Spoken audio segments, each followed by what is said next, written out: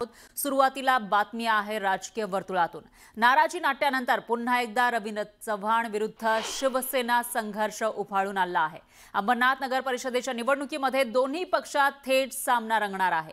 अंबरनाथ नगर परिषदेच्या निवडणुकीमध्ये मतदार याद्या तयार करताना मोठ्या प्रमाणामध्ये घोळ झालाय। एका विशिष्ट पक्षाला याचा फायदा व्हावा यासाठी अधिकाऱ्यांच्या खुर्चीच्या बाजूला बसून मतदार याद्या तयार करण्यात आल्याचा गंभीर आरोप रवींद्र चव्हाण यांनी केला।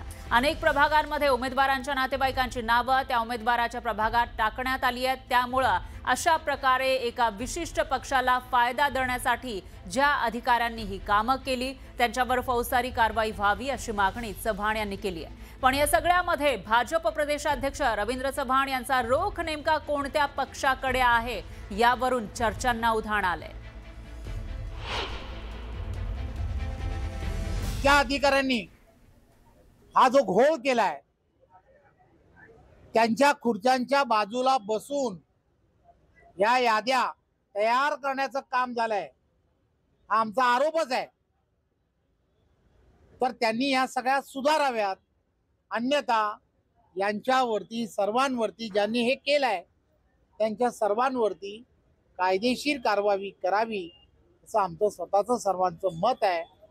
आता आम्ही त्या संदर्भातला जो अर्ज आहे, तक्रारी अर्ज जो आहे तो तक्रारी अर्ज पार्टी म्हणून हा करणार आहोत। काही प्रभागांमध्ये तिथली असणारी नावं ही कुठेतरी बाहेर फेकून देण्याचं काम हे करण्यात आलं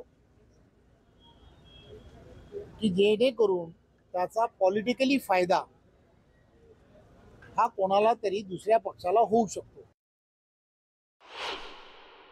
मला नाही असं वाटत की त्यांनी शिवसेनेला टोळा लगावलेला आहे। ते भारतीय जनता पार्टीचे प्रदेशाध्यक्ष आहेत। अशा पद्धतीची शंका जर त्यांना आली असेल किंवा आली असती तर थेट त्यांनी एकनाथ शिंदे साहेबांशी संपर्क साधला असता किंवा मुख्यमंत्री महोदयांशी साधला असता। त्याच्यामुळे त्यांचं वक्तव्य कोणाबद्दल होतं ते मी त्यांना विचारून मग आपल्याशी बोलेन। तर यंदा अंबरनाथमध्ये राजकीय समीकरणं नेमकी कशी आहेत आपण बघूयात ग्राफिक्सच्या माध्यमातून। अंबरनाथमध्ये निवडणुका होणार आहेत। 1995 पासून शिवसेना भाजपची सत्ता या ठिकाणी आहे। अंबरनाथमध्ये शिवसेना विरुद्ध भाजप लढत आता पाहायला मिळते।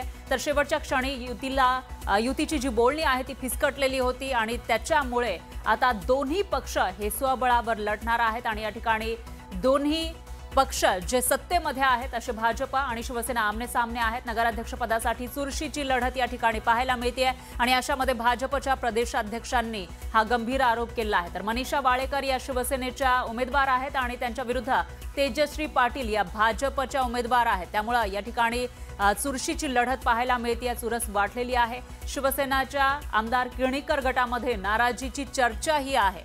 त्यामुळे आता शिवसेनेची या ठिकाणी कामगिरी नेमकी कशी असेल याविषयी प्रश्नचिन्ह आहे। दरम्यान किणीकर गटाच्या भूमिकेकडे आता सगळ्यांचं लक्ष लागलेलं आहे। तर शिवसेनेच्या उमेदवाराला ते उमेदवाराचं काम करणार का किणीकर गट हा सवाल या ठिकाणी उपस्थित होतोय।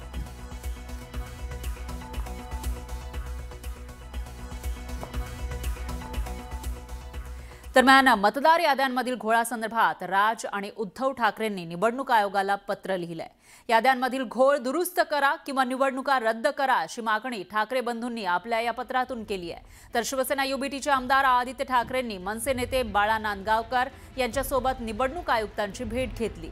ठाकरे बंधूंचं हे पत्र आदित्य ठाकरेंनी निवडणूक आयुक्तांना दिलंय। मुंबईमधील प्रारूप मतदार यादीमध्ये मोठा गोंधळ आहे। हा फक्त घोळ नाही तर देशद्रोहाचा गुन्हा असल्याचं मोठं विधान आदित्य ठाकरेंनी केलंय। मतदार याद्यांमध्ये बदल न झाल्यास रस्त्यावर उतरणार असा इशाराही आदित्य ठाकरेंनी दिलाय। एकीकडे मतदार याद्यांमधील घोळाबाबत ठाकरे बंधू आक्रमक झालेले दिसत असतानाच काँग्रेस आणि राष्ट्रवादी शरदचंद्र पवार पक्ष मात्र या मुद्द्यावर आज तरी ठाकरेंसोबत दिसलं नाही। 10 पेक्षा जास्ती असणारी घरं 10 लोकपेक्षा 26,319 आहेत।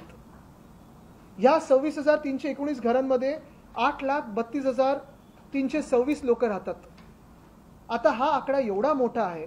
आम्ही त्यांना साधा सोपा प्रश्न विचारला की निवडणूक आयोगाच्याच जे काही रूल्स आहेत, नियम आहेत त्याप्रमाणे 10 पेक्षा अधिक कुठच्याही घरात लोक असतील तर निवडणूक आयोगाच्या यंत्रणेने जाऊन ते चेक करायला पाहिजे यादीत टाकण्याच्या आधी की खरोखर हे खरं घर आहे की खोटं घर आहे.